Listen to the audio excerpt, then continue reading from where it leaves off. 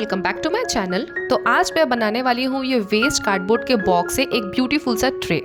तो सबसे पहले इस कार्डबोर्ड के दो पीसेस जो बड़े वाले होते हैं उसको मैंने कट करके निकाल लिया और इस कार्डबोर्ड के पीसेस को मैं आपस में स्टिक कर लूँगी फेविकॉल एसएच की हेल्प से। तो मैंने जब इसको स्टिक किया तो मैंने देखा कि एक दो जगहों पर ना ये कार्डबोर्ड अच्छे से स्टिक नहीं हुआ और थोड़ा सा उठ रहा था, तो मैंने यहाँ पे मास्किंग टेप लगा दिया जहाँ जहाँ मुझे लगा वहाँ। फिर मैंने लिया एक पॉलीथीन बैग और इस कार्डबोर्ड को मैं इस पॉलीथीन बैग में अंदर इंसर्ट कर लूँगी, क्योंकि इसके नीचे का पार्ट कार्डबोर्ड का है। तो हम इसमें जब प्लास्टिक का कवर ऐसे अप्लाई कर देंगे तो वो एकदम वाटरप्रूफ हो जाएगा, पानी से खराब नहीं होगा। तो इसके लिए सबसे पहले मैंने इस कार्डबोर्ड के पीस पर मतलब फ्रंट और बैक दोनों साइड पर फेविकॉल एसएच अप्लाई किया और बाद में इसको मैंने इस पॉलीथीन कवर के अंदर इंसर्ट कर लिया। ये मैंने वो पॉलीथीन कवर लिया जो हमको कपड़ों में मिलता है, क्योंकि वो काफ़ी ज़्यादा स्ट्रेट और प्लेन होता है। और जो एक्स्ट्रा पॉलीथीन था उसको इनसाइड फोल्ड करके सेलो टेप लगा लिया। ऐसे मैंने दो साइड किया, क्योंकि इसके दो साइड, एक साइड तो ओपन था और दूसरा साइड जो था वहाँ पे थोड़ा सा एक्स्ट्रा पॉलीथीन था। जहाँ बहुत एक्स्ट्रा पॉलीथीन था उसको मैंने पॉलीथीन को कट करके फिर इनसाइड फोल्ड करके सेलो टेप लगा लिया। अब देखिए हमारा ये बेस बनकर रेडी है। अब हम लेंगे पॉप्सिकल स्टिक्स। इसके दोनों भी साइड्स को, मतलब दोनों भी जो यू शेप्स होते हैं उसको मैंने कट किया। फिर मैंने फेविकॉल एसएच का यूज़ किया, क्योंकि जब हम वुड से काम करते तो हमको फेविकॉल एसएच ही यूज़ करना चाहिए। ये फेविकॉल बेसिकली वुड वाले चीज़ों के लिए ही होता है। और हम फेविकॉल अप्लाई करते जाएंगे और ये पॉप्सिकल स्टिक्स एक के बाद एक अरेंज करते जाएंगे। और कई कई जगहों पे मुझे ऐसा लगा कि वो स्टिक अच्छे से स्टिक नहीं हो रहा है, थोड़ा सा एक साइड से उठ जा रहा था, तो वहाँ मैंने मास्किंग टेप लगा दिया और एक के बाद एक ये स्टिक्स हम लगाते जाएंगे और लास्ट तक मैंने इसको कंप्लीट कर लिया। अब इसको अच्छे से हम ड्राई होने देंगे। अब पूरा एक दिन इसको ड्राई होने दिया मैंने और फिर इसके साइड में मैंने अगेन लगा लिया यहाँ पे फेविकॉल एसएच। मेरे पास एक्चुअली ये लंबे वाले स्टिक्स है, तो मैं इन स्टिक्स को इसके कॉर्नर्स पर, चारों बॉर्डर्स पर लगा लूँगी। ये स्टिक्स एक्चुअली मैंने फ्लिपकार्ट से कुछ करीबन 1 साल पहले परचेज़ किए थे और अब तक इसका यूज़ एक बार भी नहीं किया था। इस ट्रे के लिए ये जो स्टिक्स थे वो एकदम परफेक्ट थे, तो इनको चारों साइड्स पे मैंने लगा लिया और कुछ टाइम के लिए इस पे मास्किंग टेप भी मैंने लगा लिया था एक्स्ट्रा स्टेबिलिटी के लिए। और फिर नेक्स्ट डे इसको जब मैंने देखा तो ये अच्छे से जब ड्राई हो गया तो मास्किंग टेप भी मैंने इस पे से रिमूव कर दिया। अब इसका हैंडल वाला पार्ट बनाने के लिए मैंने वही वाली वुडन स्टिक लिया और उसके ऐसे 4 छोटे छोटे स्क्वायर्स कट करके निकाले और उसमें से ऐसे 2 लंबे वाले भी मैंने स्टिक्स कट किए हैं। इस वुडन स्टिक से ही मैं इसके हैंडल्स भी बनाऊंगी। तो अच्छे से फेविकॉल एसएच हम अप्लाई कर देंगे और चारों भी साइड्स में ये जो स्क्वायर्स हमने बनाए हैं वो स्टिक कर लेंगे। और ये स्क्वायर्स के ऊपर हम ये छोटी वाली जो हमने स्टिक कट किया है हैंडल के लिए वो हम लगा लेंगे और इसको ड्राई होने के लिए एक और दिन के लिए छोड़ देंगे। चाहो तो इसके ऊपर ब्राउन एक्रिलिक कलर लगाकर वुड वार्निश भी लगा सकते हो, पर मैंने इसको ऐसे ही छोड़ दिया था। मेरे पास वुड वार्निश था नहीं, तो मैं इसको जब मेरे पास वुड वार्निश आएगा तो लगा लूँगी। और ये देखिए इसका स्टेबिलिटी टेस्ट, ये अच्छे से 2 ग्लास भर के पानी अच्छे से उठा सकता है। काफ़ी ज़्यादा स्ट्रॉन्ग है ये। तो चलिए देख लेते हैं इसका फाइनल लुक।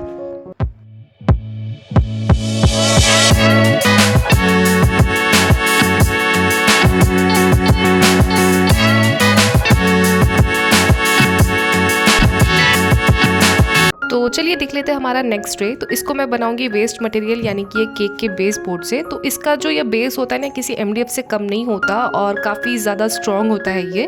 तो सबसे पहले हम एक पेपर पे देख लेते हैं हमारे मेजरमेंट्स। तो सबसे पहले मैंने एक लाइन ड्रॉ कर ली है 18 सेंटीमीटर लेंथ की और एक वर्टिकल लाइन के लिए 2 डॉट्स ड्रॉ कर लिए हैं 13 सेंटीमीटर लेंथ के।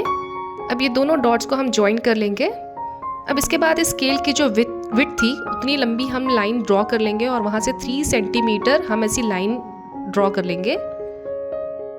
तो ये 3 सेंटीमीटर की लाइन हम चारों साइड ड्रॉ कर लेंगे। ये समझाने में थोड़ा सा मुश्किल है पर देखने में काफ़ी इजीली आपको समझ में आ रहा होगा कि मैंने क्या किया है। तो एक बार मैं आपको पेपर पर लिखकर भी बता देती हूँ कि मैंने यहाँ पर कितने लेंथ का क्या लिया है। तो ये देखिए ये विड्थ, स्केल की विड्थ के जितना मैंने यहाँ पे लाइन ड्रॉ किया था।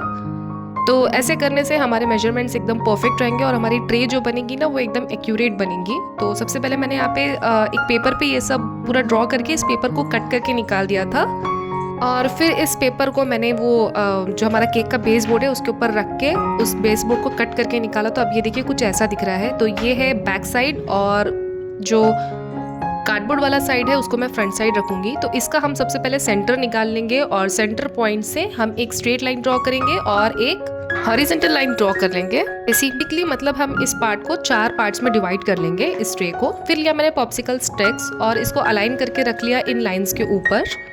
अब पेंसिल की हेल्प से हम ऐसे लाइंस ड्रॉ कर लेंगे जितना हमको लेंथ चाहिए उतना, और इस पॉप्सिकल स्टिक को हम कट करके इस लाइन के अलोंग फेविकॉल एसएच की हेल्प से इस MDF बोर्ड पर, केक के बोर्ड पर स्टिक कर लेंगे। तो ये ट्रे क्योंकि काफ़ी ज़्यादा छोटी है, ज़्यादा बड़ी नहीं है, तो इसीलिए मुझे इसमें पॉप्सिकल स्टिक्स काफ़ी ज़्यादा कम लगे। हार्डली शायद मुझे 25 to 30 स्टिक्स के बीच में मेरा ये काम पूरा ट्रे बनकर रेडी हो गया था। तो एक बार हम एक पॉप्सिकल स्टिक को कट कर लेंगे तो उसको रीयूज़ दोबारा से करेंगे, मतलब जो हाफ पार्ट बच जाएगा उसको हम फिर से नेक्स्ट पार्ट के लिए यूज़ कर सकते हैं। बेसिकली कोई भी चीज़ हम वेस्ट नहीं करेंगे, और ऐसे ही करते करते मैंने ऑलमोस्ट सारे ही ट्रे के चारों पार्ट्स मैंने बना लिए हैं। तो एक पार्ट मैं आपको दिखा रही हूँ कि मैंने कैसे बनाया, और इसी टाइप से मैं यहाँ पे चारों पार्ट्स को, मतलब रिमेनिंग 3 पार्ट्स को कंप्लीट कर लूँगी। नेक्स्ट पार्ट कंप्लीट करने के लिए हम एक पॉप्सिकल स्टिक का एकदम एक्यूरेट मेजरमेंट ले लेंगे कि उसके दोनों जो एजेस थे वो कहाँ आ रहे हैं, और नेक्स्ट पॉप्सिकल स्टिक को हम वैसे ही कट करके अलाइन करेंगे ताकि हमारे बाकी के पॉप्सिकल स्टिक्स भी एकदम स्ट्रेट ही आए। अब चारों साइड कंप्लीट होने के बाद कई जगहों पे मैंने मास्किंग टेप लगाया था, तो उसको हम रिमूव कर लेंगे। और रिमूव करने के बाद मैंने अगेन यहाँ पे लिया ये आइसक्रीम स्टिक्स, उसको छोटे छोटे एकदम साइज़ में, सबको एक ही साइज़ में, एक ही लेंथ में मैंने कट करके निकाला है। और ये छोटे वाले पॉप्सिकल स्टिक्स, मतलब जो हमने कट किए हैं, इसको हम इस ट्रे के चारों तरफ, मतलब जो चारों साइड से उस पर हम लगा लेंगे। तो बेसिकली मैं ये दोनों भी ट्रेस को एक दूसरे से एकदम अलग रखना चाहती थी, तो इसीलिए मैंने ये किया। अदरवाइज़ आप वुडन स्टिक्स भी इस पर अप्लाई करके इसका लुक कंप्लीट कर सकते हो। फिर मैंने ये 4 कैप्स, ये किसी वेस्ट मटेरियल से निकले थे, और फेविकॉल एसएच के हेल्प से इसके हम लेग्स बना लेंगे, मतलब इन कैप्स को हम एज लेग्स यूज़ करेंगे।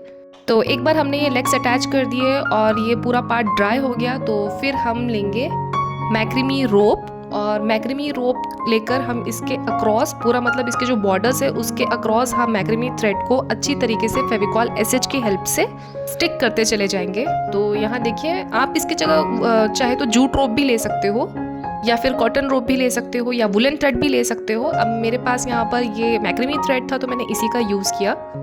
और ये छोटी सी हमारी क्यूट सी जो ट्रे बनेगी ना, ये काफ़ी ज़्यादा स्ट्रॉन्ग बनेगी, और इसको आप सर्विंग पर्पस के लिए भी यूज़ कर सकते हो, या फिर सेंटर टेबल पे आप एक फ्लावर रख के भी इसको डेकोरेट कर सकते हो। तो रोप वाला काम पूरा होने के बाद एक बार हमारी रोप अच्छे से ड्राई हो जाएंगी, तो मैंने सोचा इसको थोड़ा सा कलरफुल बना लेते हैं। तो मैंने यहाँ लिया ब्राउन एक्रेलिक कलर और कुछ ऐसे लाइन्स यहाँ पे ड्रॉ कर लिए, और फिर ब्लैक कलर से इसका लुक थोड़ा सा और कंप्लीट कर लिया। और एक बार ये कलर्स अच्छे से ड्राई हो जाएंगे तो फिर हम इस पर लगाएंगे वार्निश। बेटर होगा अगर आप वुड वार्निश लगाओ, तो मेरे पास नहीं थी तो इसलिए मैंने ये वार्निश का यूज़ किया है। Please share subscribe. तो चलिए देख लेते हैं इसका फाइनल लुक।